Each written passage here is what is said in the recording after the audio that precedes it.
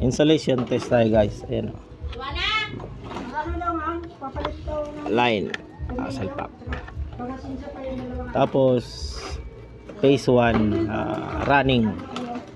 So, tayo ng 500. At least ano to 1 giga ohm. Ayan. Tapos na.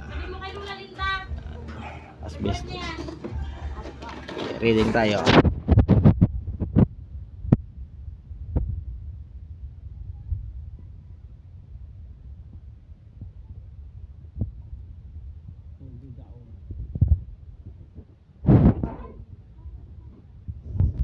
Ng running starting naman, installation test. Yan ang starting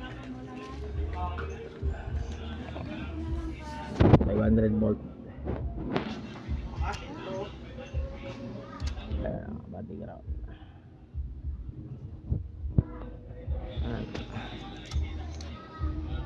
2.2 giga ohm.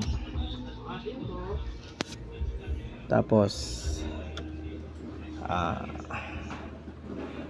ano naman running tsaka starting installation test.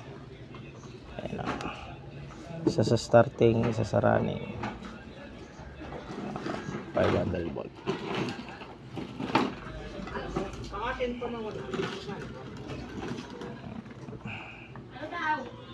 Ayaw daw po. 2 giga ohm. Okay.